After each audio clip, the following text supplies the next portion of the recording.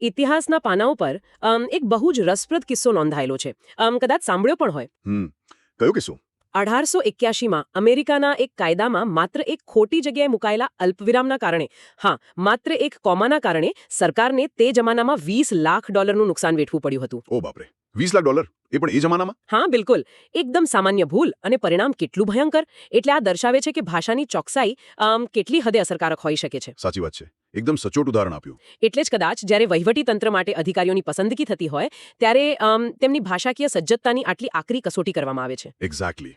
અને એ જ આપણો આજનો વિષય છે. હા, તો આજના વિશેષ ડીપ ડાઇવમાં આપણે ગુજરાત ગૌણ સેવા પસંદગી મંડળ એટલે કે GSSSB દ્વારા લેવાયેલી છેલ્લી CCE પરીક્ષાના શિફ્ટ 1 થી 10ના અંગ્રેજી વિષયના પ્રશ્નોનું સંપૂર્ણ વિશ્લેષણ કરવાનું છે. બરાબર છે. અને આ માત્ર CCE જ નહીં, પણ આગામી SSC અને CHSL જેવી પરીક્ષાઓ માટે પણ એક માસ્ટર ક્લાસ છે. ચોક્કસ. અહીં આપણે માત્ર પ્રશ્નો અને જવાબોની કોઈ યાદી નથી વાંચવાની, પણ એ સમજવાનું છે કે એક્ઝામિનરનું મગજ કેવી રીતે કામ કરે છે. મતલબ અમુક ચોક્કસ શબ્દો જ શા માટે પૂછાય છે. આ શિફ્ટ 1 થી 10ના પેપર્સ જોતા એક વાત તો એકદમ સ્પષ્ટ થાય છે કે પરીક્ષક માત્ર ગોખણપટ્ટી નથી ચકાસી રહ્યા. રાઈટ. તેઓ ભાષાની સૂક્ષ્મતા ચકાસે છે. બે શબ્દો વચ્ચેનો અત્યંત પાતળો તફાવત અને સંદર્ભની સમજણ માંગી રહ્યા છે. હા, એટલે સ્પર્ધાત્મક પરીક્ષાઓની બ્લુપ્રિન્ટ હવે શું પૂછાયું છે તેના કરતાં શા માટે પૂછાયું છે તેના પર વધુ કેન્દ્રિત થઈ ગઈ છે. બિલકુલ. અને આજના ડીપ ડાઇવમાં આપણે એક પણ શિફ્ટનો એક પણ મહત્વનો પ્રશ્ન છોડ્યા વિના દરેક શબ્દના મૂળ અને તેના અર્થ પાછળના તર્કને ડીકોડ કરીશું. તો પ્રકૃતિ અને પ્રાણી સૃષ્ટિથી જોડાયેલા શબ્દોથી શરૂઆત કરીએ. હા, ચોક્કસ. પેપર્સ જોતા એવું લાગે કે જાણે કોઈ વહીવટી અધિકારીએ આખી સફારી અને બંદરગાહનું સંચાલન કરવાનું છે. અરે હા, એ સાચું છે. જુઓ, શિફ્ટ 1માં પ્રાણીઓના ધણને હાંકવા માટે વપરાતો શબ્દ ડ્રોવ પૂછાયો. હવે સામાન્ય રીતે પ્રાણીઓના ટોળાને તો હર્ડ કહેવાય છે, પણ અહીં ડ્રોવ છે. બરાબર. એ જ શિફ્ટમાં જહાજોના સમૂહ માટે ફ્લીટ શબ્દ પૂછાયો. પછી શિફ્ટ 2માં પ્રાણીઓના બચ્ચાના પરિવાર માટે બ્રૂડ શબ્દ આવ્યો. રાઈટ, બ્રૂડ. શિફ્ટ 8માં કલાકારોના સમૂહ માટે કાસ્ટ અથવા ટ્રુપમાં વિકલ્પ હતો. અને શિફ્ટ 9માં મધમાખીઓ રાખવાની જગ્યા માટે એપિયરી પૂછાયું. બહુ જ રસપ્રદ લિસ્ટ છે. પણ અહીં મારો એક મોટો પ્રશ્ન એ છે કે કોઈ સરકારી અધિકારીએ મધમાખીઓના રહેઠાણને શું કહેવાય તે શા માટે જાણવું જોઈએ? અથવા તો શિફ્ટ 5માં પૂછાયા મુજબ મગર દ્વારા કરવામાં આવતા અવાજને બેલો કહેવાય તે કેમ ખબર હોવી જોઈએ? આ સવાલ કોઈને પણ થાય. સરકારી ઓફિસમાં બેસીને કોઈ મગરના અવાજ થોડા સાંભળવાના છે. તો પછી આવા પ્રશ્નો પાછળનો તર્ક શું છે? આ બહુ જ વ્યાજબી પ્રશ્ન છે. અને તેનો જવાબ ભાષાકીય ચોકસાઈ એટલે કે પ્રિસિઝનમાં છુપાયેલો છે. જુઓ, વાત અહીં મગર કે મધમાખીની નથી. અચ્છા, તો પછી શેની છે? વાત એ છે કે કોઈ ચોક્કસ પરિસ્થિતિનું વર્ણન કરવા માટે મગજ કેટલો સચોટ શબ્દ શોધી શકે છે. જેમ કે પેલો શબ્દ બેલો લઈએ. બેલોનો અર્થ થાય છે એકદમ ઘેરો, ભયાનક અને મોટો અવાજ. બરાબર. હવે માની લો કે ભવિષ્યમાં કોઈ અધિકારી કાયદો અને વ્યવસ્થાની કોઈ ઘટનાનો રિપોર્ટ તૈયાર કરી રહ્યા હોય અને તેમાં લખવાનું હોય કે ટોળાએ અત્યંત આક્રોશમાં અવાજ કર્યો. ઓહ, સમજાયું. હા, તો ત્યાં સામાન્ય શાઉટ શબ્દ વાપરવા કરતાં જો કોઈ આવો સચોટ શબ્દ વાપરવાની ક્ષમતા ધરાવતું હોય તો આખા રિપોર્ટનું વજન બદલાઈ જાય છે. વાહ, આ બહુ સરસ રીતે સમજાયું. એટલે આ જે કલેક્ટિવ નાઉન્સ અથવા સમૂહવાચક નામો છે એ માત્ર નામો નથી, તે આખા દૃશ્યને એક શબ્દમાં કેદ કરવાની કળા છે. સાચી વાત છે. તમે પેલો હર્ડ અને ડ્રોવનો ફરક કહ્યો ને, એ જુઓ. હર્ડ એટલે માત્ર ટોળું, પણ જ્યારે ટોળાને કોઈ ચોક્કસ દિશામાં હાંકવામાં આવતું હોય ત્યારે તેમાં ગતિશીલતા ઉમેરાય છે અને તે ડ્રોવ બની જાય છે. રાઈટ. ગતિશીલતા દર્શાવવા માટે શબ્દ બદલાઈ ગયો. એક્ઝેક્ટલી. અને પેલું કલાકારો માટેનું હતું ને કાસ્ટ અને ટ્રુપ. હા, શિફ્ટ 8માં હતું. હા, તો કાસ્ટ એ કોઈ ફિલ્મ કે નાટક માટે પસંદ કરાયેલા કલાકારોનું સ્થિર જૂથ છે, જ્યારે ટ્રુપ એ સતત પ્રવાસ કરતા કલાકારોનો સમૂહ દર્શાવે છે. એટલે કે આ શબ્દોની અંદર એક આખી પરિસ્થિતિ છુપાયેલી હોય છે. બિલકુલ. પેલા એપેયરીની વાત કરીએ તો લેટિન ભાષામાં એપિસનો અર્થ મધમાખી થાય છે. તેના પરથી આ શબ્દ બન્યો છે. રૂટ વર્ડ્સ, મૂળ શબ્દો. હા, આ જ રીતે મૂળ શબ્દો પકડી લઈએ તો ઘણું કામ સરળ થઈ જાય. હવે આ સમૂહવાચક નામોમાંથી થોડા બહાર નીકળીએ. ચોક્કસ. આગળ કયો ટોપિક છે? હવે માનવીય સ્વભાવ અને પરિસ્થિતિઓનું વર્ણન કરતા શબ્દો એટલે કે સમાનાર્થી, જેને આપણે સિનોનિમ્સ કહીએ છીએ, અને વિરુદ્ધાર્થી એટલે કે એન્ટોનિમ્સ તરફ નજર કરીએ. હા, આ વોકેબ્યુલરીનો બહુ મોટો ભાગ છે. પણ જુઓ, શિફ્ટ 1 થી 10નું લિસ્ટ એટલું મોટું છે કે જો તેને સીધું ગોખવાનો પ્રયાસ કરવામાં આવે તો કોઈ પણ વ્યક્તિ થાકી જાય. એટલા માટે જ ગોખણપટ્ટી કામ નથી લાગતી. તો આનો કોઈ ટૂંકો રસ્તો ખરો? ટૂંકો રસ્તો એટલે શબ્દોને તેમના મનોવિજ્ઞાન અને એક્ઝામિનરના માઇન્ડસેટ મુજબ અલગ અલગ જૂથમાં વહેંચવા પડે. અચ્છા, કેટેગરાઇઝ કરવાના. હા, જો આપણે આખી યાદીનું વિશ્લેષણ કરીએ તો મોટાભાગના શબ્દો માનવીય વર્તન, ઓફિસના માહોલ અને પરિણામોની આસપાસ ફરે છે. બરાબર છે. સૌથી પહેલા આપણે વર્તન અને ઓફિસ પોલિટિક્સની કેટેગરી જોઈએ. આ કેટેગરીમાં શિફ્ટ 1નો એક બહુ રસપ્રદ શબ્દ છે ટેન્ડર એટલે કે કોમળ, અને તેનો વિરોધાર્થી કેલસ એટલે કે કઠોર કે લાગણીહીન. રાઈટ. તમને ખબર છે, આ કેલસ શબ્દ પાછળનું વિજ્ઞાન બહુ રસપ્રદ છે. હું જ્યારે આના વિશે વાંચતી હતી ને ત્યારે મને બહુ જ આશ્ચર્ય થયું હતું. અરે વાહ, શું છે વિજ્ઞાન? જો કોઈ વ્યક્તિ પોતાના હાથ પર સતત કઠિન મજૂરી કરે તો ચામડી પર એક કઠણ થર જામી જાય છે, જેને અંગ્રેજીમાં કેલસ કહેવાય છે. હા બરાબર. મેડિકલ ટર્મ છે. સમય જતાં આ શારીરિક સ્થિતિ માનસિક સ્થિતિ માટે વપરાવા લાગી. મતલબ કે જેનું હૃદય દુનિયાના આઘાતો સહન કરીને કઠોર થઈ ગયું હોય તેને કેલસ કહેવાય છે. અરે વાહ, આ બહુ જ સરસ રીતે લિંક કર્યું. આ જ રીતે તો શબ્દો યાદ રખાય છે. બિલકુલ. ગોખવાની જરૂર જ ના પડે. ઓફિસના વર્તનને લગતા બીજા શબ્દો જોઈએ. શિફ્ટ 3માં એડમોનિશનું સમાનાર્થી રિપ્રમાન્ડ પૂછાયું. અચ્છા, એનો અર્થ શું થાય? એનો અર્થ થાય છે સત્તાવાર રીતે કોઈને ઠપકો આપવો અથવા ચેતવણી આપવી. સરકારી માળખામાં આ પ્રક્રિયા સતત ચાલતી હોય છે. હા, મેમો આપવાની પ્રક્રિયા. એક્ઝેક્ટલી. ત્યાં જ એક બીજો શબ્દ હતો એગ્રન્ડાઇઝ, એટલે કે પોતાની સત્તા કે સંપત્તિ વધારવી, અને તેનો વિરોધાર્થી સેન્શ્યોર, એટલે કે કડક આલોચના કરવી, એ જોવા મળ્યો. ઓફિસના માહોલ સાથે એકદમ બંધ બેસતા શબ્દો છે. પછી શિફ્ટ 8માં કેન્ડિડ, એટલે કે જે વ્યક્તિ કોઈ પણ છળકપટ વિના સ્પષ્ટ વાત કરે છે તેનો વિરોધાર્થી ડિસેપ્ટિવ, એટલે કે છેતરામણું પૂછવામાં આવ્યો. અને શિફ્ટ 5માં પેલો શબ્દ હતો ને કોઈ ગેરકાનૂની કામ માટે અંદરખાને હાથ મિલાવવા, જેને કલ્યુઝન કહેવાય છે. હા, અને તેનો વિરોધાર્થી હોનેસ્ટી, એટલે પ્રામાણિકતા આવ્યો. આ શબ્દોનું જૂથ ખરેખર સ્પષ્ટ કરે છે કે સિસ્ટમમાં કેવા કેવા પ્રકારના લોકો હોઈ શકે છે. બિલકુલ અલગ અલગ પ્રકૃતિના લોકો. હા, કેટલાક એડમેન્ટ હોય છે, એટલે કે પોતાની વાત પર જક્કી થઈને બેસી જાય છે, જે શિફ્ટ 9માં પૂછાયું, અને તેનો વિરોધાર્થી ફ્લેક્સિબલ હતો. રાઈટ. જ્યારે કેટલાક લોકો શિફ્ટ 10માં પૂછાયા મુજબ બેનેવલન્ટ હોય છે, એટલે કે દયાળુ હોય છે, જેનું સમાનાર્થી જેનરસ થાય છે. કોઈ પણ વહીવટી માળખામાં આવા અલગ અલગ સ્વભાવના લોકો સાથે જ કામ પાર પાડવાનું હોય છે ને. સાચી વાત. ત્યારબાદ બીજી કેટેગરી આવે છે ગતિ અને કાર્યક્ષમતા. અચ્છા, સ્પીડને લગતા શબ્દો. હા, શિફ્ટ 1માં એક્સપેડાઇટ, એટલે કે કોઈ પ્રક્રિયાને ઝડપી બનાવી, જેનું સમાનાર્થી હાસ્ટન હતું. શિફ્ટ 2માં એજાઇલ, એટલે કે ચપળ, જેનું સમાનાર્થી ગ્રેસફુલ, અને રેપિડલી, એટલે ઝડપથી, જેનું સમાનાર્થી સ્વિફ્ટલી પૂછાયા. આ ત્રણેય શબ્દો દર્શાવે છે કે કામ કેટલી ઝડપથી અને કેટલી કુશળતાથી થઈ રહ્યું છે. એક્ઝેક્ટલી. પરંતુ તેનાથી બિલકુલ વિરોધ શિફ્ટ 9માં લેથાર્જિકનું સમાનાર્થી સ્લગિશ પૂછવામાં આવ્યું. ઓહો, લેથાર્જિક મતલબ એકદમ ધીમું. હા, જો કોઈ ફાઇલ વર્ષો સુધી એક જ ટેબલ પર પડી રહે તો તે વહીવટને આપણે સ્લગિશ કહી શકીએ. સાચી વાત છે. આ સાથે જોડાયેલા બીજા બે શબ્દો મને શિફ્ટ 4માં જોવા મળ્યા હતા. કયા શબ્દો? એક છે વોરેશિયસ, જેનો અર્થ થાય છે ક્યારેય સંતોષ ન થાય તેવી તીવ્ર ભૂખ ધરાવતું, પછી ભલે તે ભોજન માટે હોય કે જ્ઞાન માટે હોય. બહુ સ્ટ્રોંગ વર્ડ છે. હા, અને તેનો વિરોધાર્થી સેટિએટેડ, એટલે કે સંપૂર્ણ સંતોષ પામેલું, એવો આપવામાં આવ્યો હતો.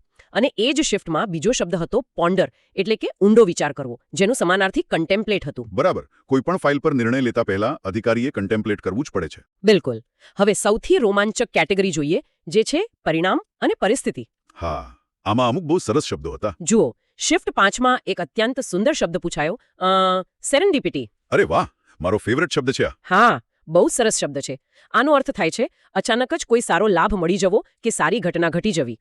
તેનું સમાનાર્થી અહીં હેપન્સ્ટેન્સ આપવામાં આવ્યું હતું. રાઈટ. હવે સેરેન્ડિપિટીની સામે જ શિફ્ટ 6માં કેટેસ્ટ્રોફિક, એટલે કે મહાવિનાશક કે અત્યંત ખરાબ પરિણામ લાવનાર શબ્દ હતો, જેનું સમાનાર્થી અનફોર્ચ્યુનેટ, એટલે કે કમનસીબ તરીકે પૂછાયું. કેવો મોટો વિરોધાભાસ છે એક જ પરીક્ષામાં. હા, અને તમને ખબર છે, આ સેરેન્ડિપિટી શબ્દનો ઇતિહાસ ખરેખર અદ્ભુત છે.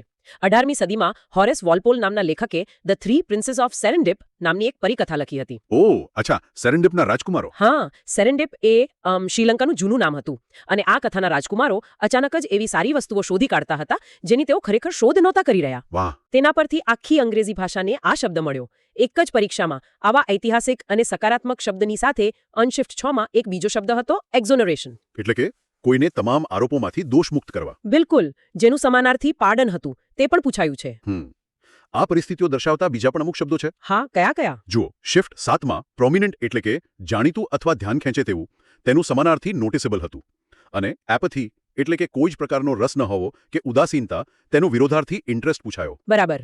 શિફ્ટ 8માં અત્યંત નિરાશાજનક સ્થિતિ માટે ડિસ્મલનું સમાનાર્થી ગ્લુમી હતું, અને કોઈને હેરાન કે પરેશાન કરવા માટે વેક્સનું સમાનાર્થી અનોય જોવા મળ્યું. શિફ્ટ 10માં ઓબ્સ્ક્યોર, એટલે કે જે સ્પષ્ટ નથી કે અજાણ્યું છે, તેનો વિરોધાર્થી ક્લિયર અથવા એપરન્ટ પૂછવામાં આવ્યો. અને શિફ્ટ 2માં સિગ્નિફિકન્ટ, એટલે કે મહત્વપૂર્ણનું સબસ્ટેન્શિયલ, તથા એક્સટિંક્શન, એટલે લુપ્ત થવું, તેનો વિરોધાર્થી પ્રેઝર્વેશન, એટલે કે સંરક્ષણ હતો. બાપરે, આ આખું લિસ્ટ જોતા તો એવું સમજાય છે કે એક્ઝામિનર સમાજ, કાયદો અને માનવીય સંવેદનાઓના તમામ રંગોને આવરી લેવા માંગે છે. બિલકુલ. એમને એક ઓલરાઉન્ડર સમજ જોઈએ છે. હા, પણ હવે આ વિગતવાર શબ્દોથી આગળ વધીએ. ભાષાનું એક બીજું બહુ જ અગત્યનું સ્વરૂપ છે વન વર્ડ સબસ્ટિટ્યુશન્સ, એટલે કે શબ્દ સમૂહ માટે એક શબ્દ. હા, આ સેક્શનમાં ઉમેદવારોને બહુ જ તકલીફ પડતી હોય છે. સામાન્ય રીતે એવી માન્યતા હોય છે કે આ માત્ર ગોખવાની વસ્તુ છે, પણ જો આપણે તેનું ઊંડાણપૂર્વક વિશ્લેષણ કરીએ તો આ પ્રક્રિયા એક આખા મોટા વાક્ય કે જટિલ વિચારને કોઈ નાના બોક્સમાં સંકોચી લેવા જેવી છે. હા, મતલબ કમ્પ્રેસ કરવા જેવી વાત. હા, જાણે કે કોમ્પ્યુટરમાં કોઈ મોટી ફાઇલને ઝિપ ફોર્મેટમાં કમ્પ્રેસ કરવામાં આવે ને, બસ એવું જ છે. અરે વાહ, બહુ સરસ એનાલોજી આપી. ભાષાની આ કમ્પ્રેશન ટેકનિક જ માનવ ઇતિહાસની સૌથી મોટી ઉપલબ્ધિ છે. બિલકુલ. આપણે શિફ્ટ 3 થી 6ના પ્રશ્નો જોઈએ. વિજ્ઞાન અને અભ્યાસના ક્ષેત્રોમાં શિફ્ટ 3માં પેલિયોગ્રાફી પૂછાયું. અચ્છા એનો મીનિંગ શું થાય? અહીં પેલિયો એટલે પ્રાચીન અને ગ્રેફી એટલે લખાણ કે ચિત્રણ. જે વ્યક્તિ પ્રાચીન શિલાલેખો કે હસ્તપ્રતો ઉકેલવાનું કામ કરે છે તેને આ શબ્દ લાગુ પડે છે. ઓ રૂટ વર્ડ્સ ફરીથી કામે લાગ્યા. શિફ્ટ 6 માં ક્રોનોબાયોલોજી હતું. ક્રોનો એટલે સમય. આપણા શરીરની અંદર જૈવિક ઘડિયાળ કેવી રીતે કામ કરે છે તેનો અભ્યાસ એટલે ક્રોનોબાયોલોજી. આ મૂળ શબ્દો પકડવાની રીત ખરેખર જાદુઈ છે. શિફ્ટ 8 માં હૃદયના અભ્યાસ માટે કાર્ડિયોલોજી પૂછાયું અને શિફ્ટ 9 માં પાણીના ડર માટે હાઇડ્રોફોબિયા પૂછાયું, જ્યાં હાઇડ્રો એટલે પાણી અને ફોબિયા એટલે ડર. સાચી વાત. પણ વિજ્ઞાનથી આગળ વધીને જ્યારે રાજનીતિ અને અર્થતંત્રના શબ્દો આવે છે ત્યારે તે વધુ ગંભીર બને છે. એવા કયા શબ્દો હતા? જુઓ, શિફ્ટ 3 માં કૂપ શબ્દ હતો, COUP, જેનો અર્થ થાય છે લશ્કર કે અન્ય જૂથ દ્વારા સત્તાનો અચાનક અને ગેરબંધારણીય પલટો કરવો. મિલિટરી કુ.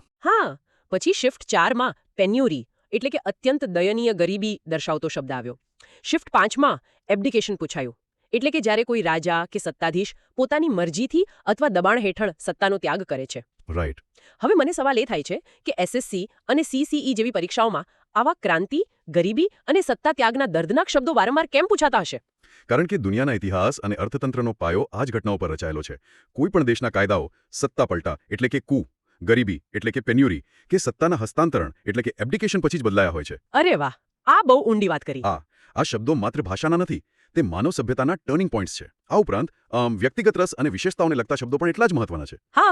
શિફ્ટ 4 માં કોનેસર શબ્દ પૂછાયો હતો. બિલકુલ. આ ફ્રેન્ચ મૂળનો શબ્દ છે, જે એવી વ્યક્તિ માટે વપરાય છે જે કલા, સંગીત કે ભોજનની અત્યંત બારીક પરખ ધરાવે છે, જેને માત્ર રસ નથી પણ જે તે વિષયનો નિષ્ણાત છે. એટલે એક તરફ પેન્યુરી છે, જે જીવનની આકરી વાસ્તવિકતા છે, અને બીજી તરફ કોનેસોર છે, જે ભોગ વિલાસ અને કળાની ચરમસીમા છે. સાચી વાત. ભાષાના કેવા બે વિરોધાભાસી છેડાઓ જોવા મળે છે. શિફ્ટ 7 માં લેક્સિકોગ્રાફર પૂછાયું. અહીં લેક્સિકોન એટલે શબ્દ ભંડોળ અને ગ્રાફર એટલે લખનાર, એટલે કે જે વ્યક્તિ શબ્દકોશ કે ડિક્શનરી બનાવે છે. બરાબર. શિફ્ટ 10 માં પુસ્તકો પ્રત્યે અદમ્ય પ્રેમ ધરાવનાર માટે બિબ્લિયોફાઇલ પૂછાયો, જ્યાં બિબ્લિયો એટલે પુસ્તક અને ફાઇલ એટલે પ્રેમ. રાઈટ. એ જ શિફ્ટમાં સર્વશક્તિમાન માટે ઓમ્નીપોટેન્ટ શબ્દ હતો. ઓમ્ની એટલે બધું જ અને પોટેન્ટ એટલે શક્તિશાળી. આ ઉપરાંત શિફ્ટ 6 માં એક સ્થળનું વર્ણન કરતો શબ્દ ઓર્ચર્ડ પૂછવામાં આવ્યો, જેનો અર્થ થાય છે એવી જમીન જ્યાં ફળના વૃક્ષો વાવવામાં આવ્યા હોય. એટલે આ તમામ શબ્દો ઉમેદવારની આસપાસની દુનિયા પ્રત્યેની જાગૃતિ ચકાસે છે. પરંતુ માત્ર શબ્દોનો ભંડોળ હોવો એ પૂરતું નથી. વોકેબ્યુલરી પૂરતી નથી. શબ્દો એ ઈંટો છે, પણ તે ઈંટોને ગોઠવીને ઇમારત ઊભી કરવા માટે વ્યાકરણ એટલે કે ગ્રામરની જરૂર પડે છે. બિલકુલ. આ ગ્રામર માટે ઘણા લોકો એવી સરખામણી કરતા હોય છે કે તે ટ્રાફિકના નિયમો જેવું છે, પણ વાસ્તવમાં વ્યાકરણ એ કોઈ ટ્રાફિકના નિયમો નથી. એટલે? જો ટ્રાફિકના નિયમ તોડીએ તો કદાચ બચી પણ જવાય, પરંતુ વ્યાકરણ એ કોઈ ઇમારતના બાંધકામમાં વપરાતા ભૌતિકશાસ્ત્ર અને ગણિતના સિદ્ધાંતો જેવું છે. અરે વાહ, બહુ મસ્ત ઉદાહરણ. જો પાયામાં ગણિતની એક પણ ભૂલ થઈ તો આખી ઇમારત ધરાશાયી થઈ જાય. વોકેબ્યુલરી ગમે તેટલી સારી હોય, પણ જો ગ્રામરનું સ્ટ્રક્ચર ખોટું હોય તો અર્થનો અનર્થ થતા વાર નથી લાગતી. એ વાત 100% સાચી છે. શિફ્ટ 1 ની જ વાત કરીએ. તેમાં પ્રેપોઝિશન અને સેન્ટેન્સ રીઅરેન્જમેન્ટનો પ્રશ્ન હતો. અચ્છા, શું પ્રશ્ન હતો? એક અધૂરું વાક્ય આપવામાં આવ્યું હતું કે he was taken with a violent અને પછી ખાલી જગ્યા. અહીં ટેકન વિથ એ કોઈ સામાન્ય ક્રિયાપદ નથી. એ ફ્રેઝ છે. તે એક ફ્રેઝ છે, જેનો અર્થ થાય છે અચાનક કોઈ બીમારીનો હુમલો થવો અથવા કોઈ તીવ્ર લાગણીથી ઘેરાઈ જવું. સમજાયું. હવે જો અહીં વિથની જગ્યાએ બીજું કોઈ પ્રેપોઝિશન મૂકી દેવામાં આવે તો આખી ઘટનાનો અર્થ જ બદલાઈ જાય. બિલકુલ. અર્થ આખો ઊંધો જ થઈ જાય. એવી જ રીતે શિફ્ટ 3 માં આર્ટિકલ્સ એટલે કે એ એન ધ ના ઉપયોગ વિશે પ્રશ્ન હતો. આ એવા નિયમો છે જે શાળાના શરૂઆતના વર્ષોથી ભણાવવામાં આવે છે. એકદમ બેઝિક. છતાં સ્પર્ધાત્મક પરીક્ષાના દબાણ હેઠળ કોઈ ચોક્કસ વસ્તુ માટે ધ વાપરવું કે નહીં, તેમાં મોટાભાગના ઉમેદવારો થાપ ખાઈ જાય છે. સાચી વાત છે. પ્રેશર બહુ હોય છે. અને શિફ્ટ 7 માં સાચો સ્પેલિંગ ઓળખવાનો પ્રશ્ન એટલે કે સ્પેલ ચેક હતો.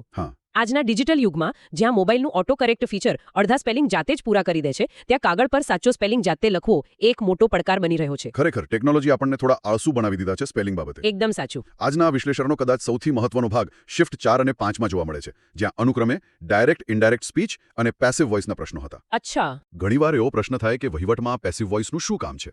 કારણ કે સાહિત્ય કે નવલકથા લેખનમાં સામાન્ય રીતે એક્ટિવ વોઇસને વધુ સારું માનવામાં આવે છે. કારણ કે તે સીધું અને પ્રભાવશાળી હોય છે. એક્ઝેક્ટલી. પરંતુ જ્યારે વહીવટીતંત્ર, પોલીસ કે કાયદાકીય પ્રક્રિયાની વાત આવે ત્યારે પેસિવ વોઇસ અત્યંત જરૂરી બની જાય છે.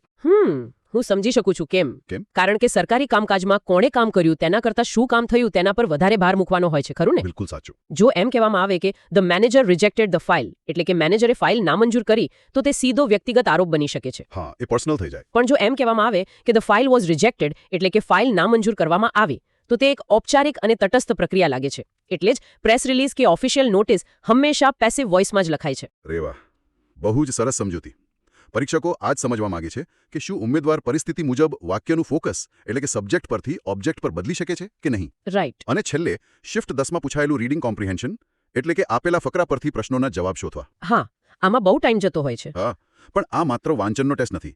આ માહિતી પર પ્રક્રિયા કરવાની એટલે કે ઇન્ફોર્મેશન પ્રોસેસિંગની ઝડપનો ટેસ્ટ છે. બરાબર છે. અત્યંત ઓછા સમયમાં ફકરાના મૂળ વિચારને સમજવો, તેમાંથી સીધા તારણો કાઢવા અને તે પણ વ્યાકરણની કોઈ ભૂલ વગર, આ પ્રક્રિયા ઉમેદવારની સંપૂર્ણ માનસિક ક્ષમતાને માપી લે છે. સાચી વાત છે. આખી ચર્ચાના આધારે જો કોઈ નિષ્કર્ષ પર આવવાનું હોય તો તે એટલું જ છે કે સ્પર્ધાત્મક પરીક્ષાઓનો અંગ્રેજી વિભાગ એ માત્ર ડિક્શનરીના શબ્દો યાદ રાખવાની કવાયત નથી. બિલકુલ નથી. તે માનવ સંસ્કૃતિ, ઇતિહાસ, માનસશાસ્ત્ર અને એક ચોક્કસ વહીવટી માળખામાં કામ કરવા માટે જરૂરી તાર્કિક ક્ષમતાનું સીધું પ્રતિબિંબ છે. શિફ્ટ 1 થી 10ના આ પ્રશ્નો એક વાત સ્પષ્ટપણે સાબિત કરે છે કે ભાષાને ક્યારેય અલગ ટુકડાઓમાં શીખી શકાતી નથી. તેને હંમેશા વાસ્તવિક જીવનના સંદર્ભ સાથે જ સમજવી પડે છે. બહુ સરસ વાત કરી. ભાષા એ કોઈ સ્થિર વસ્તુ નથી.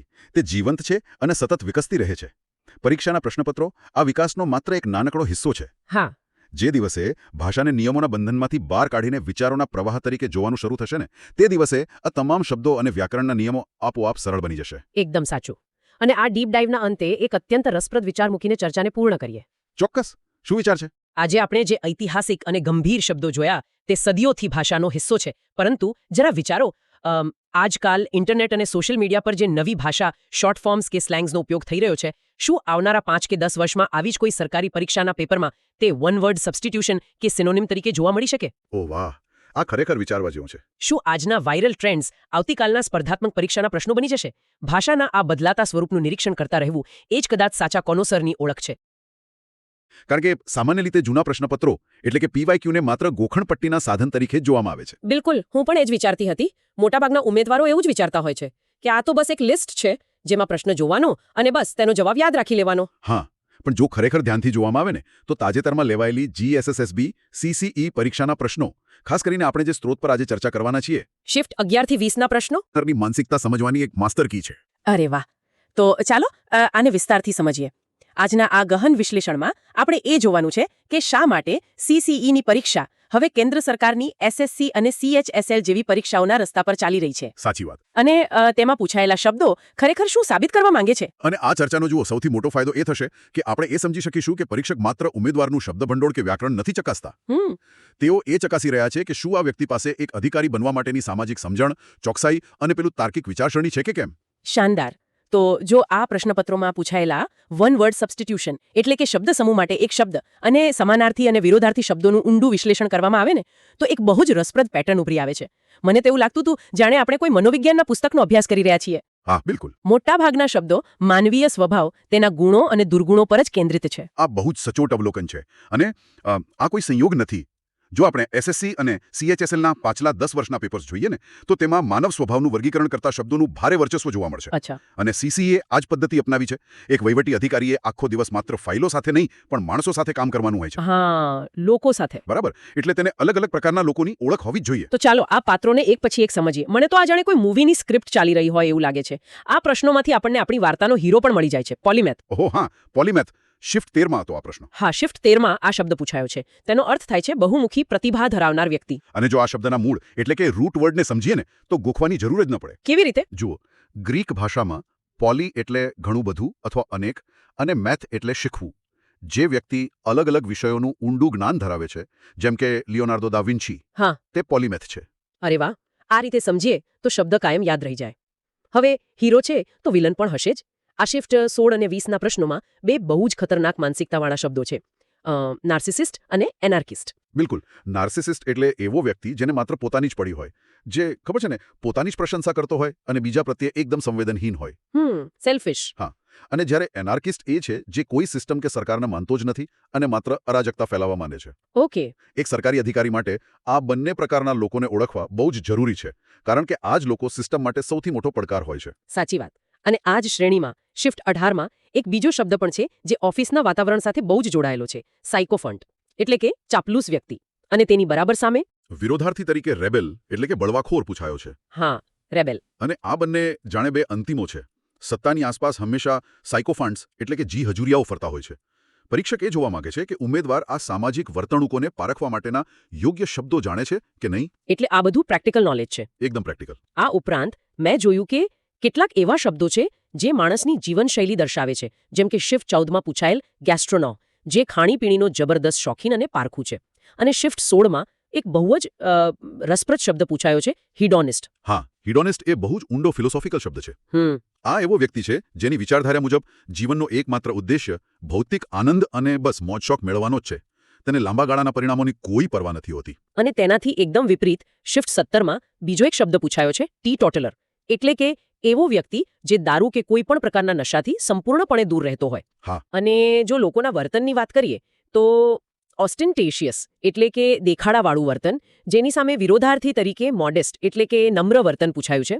અહીં સૌથી રસપ્રદ બાબત એ છે કે આ બધા જ શબ્દો એક પ્રકારનું સ્પેક્ટ્રમ બનાવે છે. તમે જુઓ, એફેબલ અને એમિયેબલ જેવા શબ્દો પણ છે શિફ્ટ 16માં. હા, એનો અર્થ મિલનસાર થઈને. હા, મિલનસાર અને માયાળુ. અને બીજી બાજુ શિફ્ટ 19માં ઈવ્સડ્રોપર પણ પૂછાયો છે. ઈવ્સડ્રોપર, હા, એટલે કે છુપી રીતે બીજાની વાતો સાંભળનાર. મને હંમેશા આ શબ્દ પાછળ કોઈ વાર્તા હોય એવું લાગતું હતું. કોઈ મૂળ છે આનું? ચોક્કસ છે ને. જૂના જમાનામાં મકાનોના છાપરાની બહાર લટકતી કિનારીને ઈવ્સ કહેવાતી. ઓકે. જ્યાંથી વરસાદનું પાણી નીચે પડતું. હવે જે વ્યક્તિ ઘરની બહાર આ ઈવ્સ નીચે ઊભો રહીને અંદરની ખાનગી વાતો છુપાઈને સાંભળતો, અચ્છા, તેને ઈવ્સડ્રોપર કહેવાય. જો ઉમેદવારો આ રીતે શબ્દોની પાછળનો ઇતિહાસ સમજે ને તો આ ભાષા ક્યારે બોજ ન લાગે. ખરેખર અદ્ભુત. આ સિવાય શિફ્ટ 11માં એક શબ્દ છે ફ્રુગલ, એટલે કે કરકસરિયું, જેનો વિરોધાર્થી એક્સ્ટ્રાવેગન્ટ એટલે કે ઉડાવ પૂછાયો છે. શિફ્ટ 12માં એક આશાવાદી વ્યક્તિ માટે ઓપ્ટિમિસ્ટ પૂછાયો છે.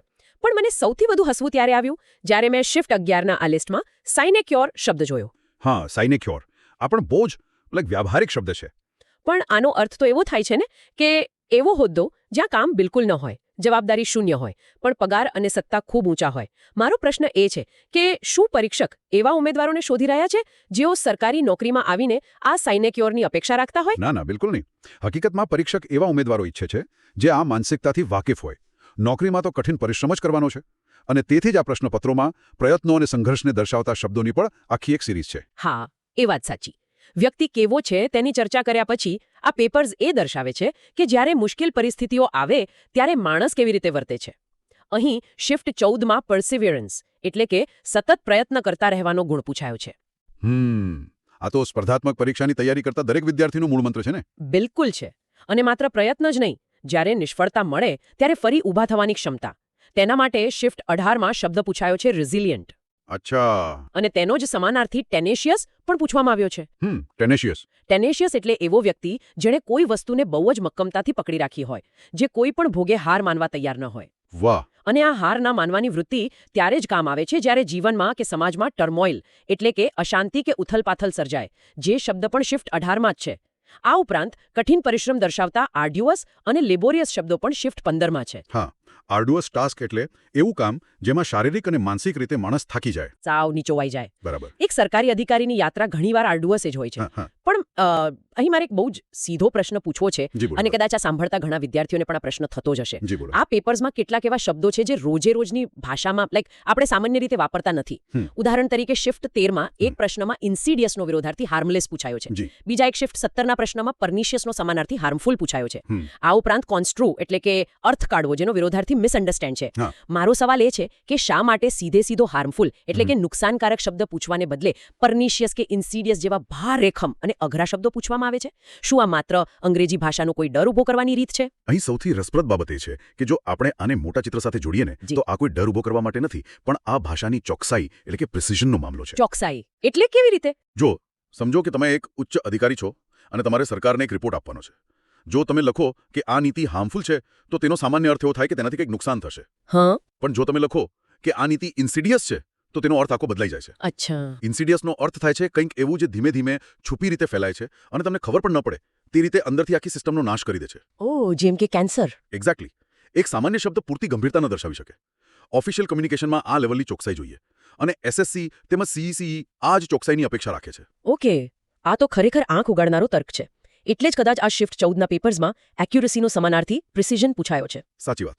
એક્યુરસી એટલે નિશાન પર લાગવું, પણ પ્રિસિઝન એટલે દરેક વખતે એક જ જગ્યાએ ચોકસાઈથી નિશાન લગાવવું. આ બંને વચ્ચેનો બારીક તફાવત જ ભાષાની ઊંડાઈ દર્શાવે છે. હા, પરિસ્થિતિ અને ચોકસાઈ દર્શાવતા બીજા પણ ઘણા શબ્દો આ શિફ્ટ્સમાં જોવા મળે છે. શિફ્ટ 11માં ઇન્ક્રેડિબલ નો સમાનાર્થી અનબિલીવેબલ છે.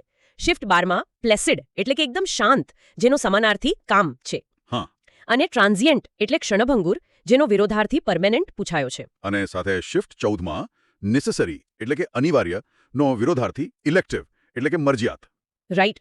શિફ્ટ 19માં અનરાઇવલ્ડ એટલે જેના જેવું બીજું કોઈ ન હોય તેનો સમાનાર્થી એક્સ્ટ્રાઓર્ડિનરી અને સર્જ એટલે અચાનક ઉછાળો આવવો તેનો વિરોધાર્થી રીસ્ટેન એટલે કે નિયંત્રણમાં રાખવો પૂછાયો છે. આ ઉપરાંત પેલું શિફ્ટ 20માં ડિસરપ્ટેડ એટલે ખલેલ પહોંચાડવી તેનો સમાનાર્થી હિન્ડર્ડ અને કોન્ફ્લિક્ટ એટલે સંઘર્ષનો વિરોધાર્થી અકોર્ડ એટલે સંમતિ પૂછાયો છે.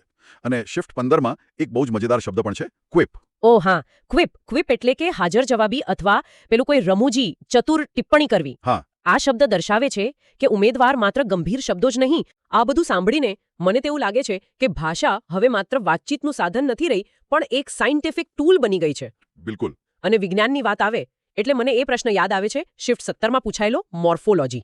આ શબ્દ પૂછાયો છે જેનો અર્થ થાય છે સજીવોની સંરચનાનો અભ્યાસ. આ તો સીધો વિજ્ઞાનની શાખાનો શબ્દ છે ને. હા, અને માત્ર વિજ્ઞાનની શાખાઓ જ નહીં, પ્રકૃતિ અને માનવીય ડરનું વર્ગીકરણ કરતા પ્રશ્નો પણ છે. જેમ કે શિફ્ટ 15માં એરેક્નોફોબિયા એટલે કરોળિયાનો ડર. શિફ્ટ 18માં ઇકોલોજિસ્ટ એટલે જે પર્યાવરણના રક્ષણની હિમાયત કરે છે. અને શિફ્ટ 12માં પેનેશિયા એટલે તમામ રોગોનો રામબાણ ઇલાજ. હા, મને યાદ આવ્યું. પેનેશિયામાં પણ પેલો રૂટ વર્ડ પેન છે, ખરું ને? એક્ઝેક્ટલી. જેમ આપણે પેન ઇન્ડિયા કહીએ એટલે કે સમગ્ર ભારત. બરાબર પકડ્યું. પેન એટલે બધું જ અને એકોસ એટલે ઇલાજ. તમામ રોગોનો ઇલાજ એટલે પેનેશિયા.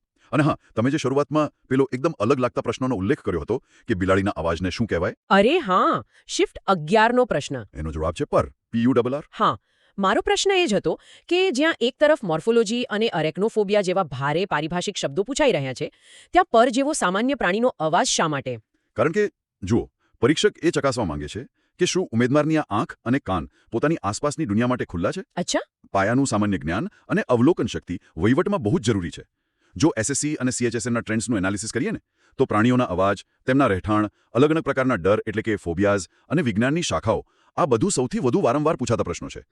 અને CCEએ આ જ ટ્રેન્ડ સીધો અપનાવી લીધો છે. આ ખરેખર એક નવો જ દૃષ્ટિકોણ છે. તો આપણે શબ્દો, તેના મૂળ અને તે કઈ માનસિકતા દર્શાવે છે તે બધું જ સમજી લીધું. શબ્દોની આખી એક મજબૂત ઇમારત ઊભી કરી દીધી. બરાબર. પણ હવે આ બધા શબ્દોને એકબીજા સાથે જોડવા માટે જે વ્યવસ્થા જોઈએ તેના પર આવીએ. એટલે કે આપણું વ્યાકરણ. ગ્રામર. હા, વ્યાકરણ. મારી દ્રષ્ટિએ વ્યાકરણ જાણે રસ્તા પરના ટ્રાફિક સિગ્નલ જેવું છે. જો આ ટ્રાફિક સિગ્નલ કે નિયમો ન હોય તો આ પોલીમેથ અને એનાર્કિસ્ટ અને પરનિશિયસ રૂપી બધા જ વાહનો રસ્તા પર એકબીજા સાથે ભયંકર રીતે અથડાઈ જાય. કોઈ અર્થ જ ન નીકળે, બસ અરાજકતા ફેલાય. બહુ જ સુંદર રૂપક આપ્યું. અને આ જ કારણસર આ પેપર્સમાં વ્યાકરણને માત્ર નિયમોના પુસ્તક તરીકે નહીં પણ તર્ક એટલે કે લોજિક તરીકે રજૂ કરવામાં આવ્યું છે. હા, મેં જોયું. દાખલા તરીકે શિફ્ટ 11માં પ્રોનાઉન એટલે કે સર્વનામનો ઉપયોગ અથવા શિફ્ટ 15માં આર્ટિકલ્સ એ એન ધની ખાલી જગ્યાઓ આ બધું પૂછાયું છે. પણ મને સૌથી વધુ રસપ્રદ શિફ્ટ 19નો પેલો પ્રશ્ન લાગ્યો જેમાં એક્ટિવ અને પેસિવ વોઇસનું રૂપાંતર કરવાનું હતું. આ માત્ર વ્યાકરણ છે કે તેનો કોઈ બીજો હેતુ છે? જો આપણે આને મોટા ચિત્ર સાથે જોડીએ ને તો સરકારી કામકાજની દૃષ્ટિએ એક્ટિવ અને પેસિવ વોઇસ બહુ જ શક્તિશાળી સાધનો છે. કેવી રીતે? ઉદાહરણ તરીકે જો કોઈ ભૂલ થાય તો એક્ટિવ વોઇસમાં કહેવાય મેં ભૂલ કરી, આઈ મેડ અ મિસ્ટેક. પણ આ જ વાતને બચાવના રૂપમાં કહેવી હોય તો પેસિવ વોઇસમાં કહેવાય ભૂલો થઈ ગઈ, મિસ્ટેક્સ વર મેડ. અહીં કામ કરનાર જેણે ભૂલ કરી એ ગાયબ જ થઈ ગયો. હા, સાચી વાત. ભાષામાં જવાબદારી કોની છે તે નક્કી કરવા માટે આ નિયમોની સમજ બહુ જ નિર્ણાયક છે. એટલે કે આ માત્ર નિયમો નથી, આ વાક્યમાંથી સત્ય શોધવાની કળા છે. એક્ઝેક્ટલી. આ જ પેપર્સમાં શિફ્ટ 13માં સબ્જેક્ટ વર્બ એગ્રીમેન્ટના નિયમો આધારિત ખાલી જગ્યાઓ પૂછાઈ છે અને શિફ્ટ 12માં જમ્બળ સેન્ટેન્સીસ એટલે કે આડાવડા વાક્યો ગોઠવવાના પ્રશ્નો પણ છે. હવે જમ્બળ સેન્ટેન્સીસ જુઓ, એ સીધી લોજિકલ થિંકિંગ એટલે કે તાર્કિક વિચારસરણીની કસોટી છે. એક અધિકારીના ટેબલ પર જ્યારે કોઈ જટિલ કેસની ફાઇલ આવે છે ને ત્યારે માહિતી ક્રમબદ્ધ હોતી જ નથી, બધું જ આડું હોય છે. હા, પેલું કહેવાય ને કે બધું મિક્સ થઈ ગયું હોય. હા, તો તેમાંથી કઈ ઘટના પહેલા બની, કઈ પછી, કોનો સંબંધ કોની સાથે છે, આ માહિતીને મગજમાં યોગ્ય ક્રમમાં ગોઠવવાની પ્રક્રિયા એ જ જમ્બલ સેન્ટેન્સીસ ઉકેલવાની પ્રક્રિયા છે. તે વ્યક્તિની માહિતીનું વિશ્લેષણ કરવાની ક્ષમતા ચકાસે છે. અને મને લાગે છે કે રીડિંગ કોમ્પ્રિહેન્શન એટલે કે ફકરા પરથી પૂછાતા પ્રશ્નો પણ આ જ વસ્તુ ચકાસે છે. શિફ્ટ 13માં ઓર્નામેન્ટ શબ્દના અર્થ આધારિત ફકરો હતો જેમાં વાક્યના સંદર્ભ પરથી અર્થ શોધવાનો હતો. અને શિફ્ટ 20માં વુમન્સ એમ્પાવરમેન્ટ એટલે કે મહિલા સશક્તિકરણ વિષય પર આખો પેસેજ પૂછવામાં આવ્યો હતો. સાચું. આ મહિલા સશક્તિકરણ જેવા પેસેજ જાણી જોઈને મૂકવામાં આવે છે. અચ્છા. પરીક્ષક એ જોવા માંગે છે કે ઉમેદવારનું કરંટ અફેર્સ અને સામાજિક મુદ્દાઓ પરનું વાંચન અને તેની પરિપક્વતા કેવી છે. તમે વ્યાકરણના નિયમો ગોખી શકો છો પણ આવા પેસેજના જવાબ આપવા માટે તમારામાં વિચારોની સ્પષ્ટતા અને પૃથ્થકરણ કરવાની સાચી ક્ષમતા હોવી જોઈએ. આજના આ ગહેન વિશ્લેષણ પછી એક વાત તો કાચ જેવી સ્પષ્ટ થઈ ગઈ છે કે CCE ની પરીક્ષા હવે માત્ર ગોખેલા નિયમો કે જૂના પ્રશ્નોની સીધી કોપી પૂરતી સીમિત રહી નથી. બિલકુલ નહીં. તેમાં માનવ સ્વભાવને સમજવાની કળા, પરિસ્થિતિઓનો સામનો કરવાની ચોકસાઈ, વૈજ્ઞાનિક અને આસપાસનું અવલોકન અને તાર્કિક વ્યાકરણનું એક બહુ જ સુંદર અને ઊંડું સંતુલન જોવા મળે છે. સાચી વાત. અને આવનારી પરીક્ષાઓ માટે વિદ્યાર્થીઓએ આજ એસએસસી અને CHSLની પેટર્ન મુજબ પોતાની વિચારધારાને ઢાળવી પડશે. હા શબ્દોને ગોખવાને બદલે તેના મૂળ અર્થને સમજવો પડશે. આજના આ ડીપ ડાઈવમાંથી આપણે એટલું તો ચોક્કસ શીખ્યા કે ભાષા એ માત્ર એક વિષય નથી પણ દુનિયાને જોવાનો એક લેન્સ છે. અને આ લેન્સની વાત આવે ને એટલે મનમાં એક બહુ જ મોટો અને કદાચ થોડો અલગ વિચાર આવે છે.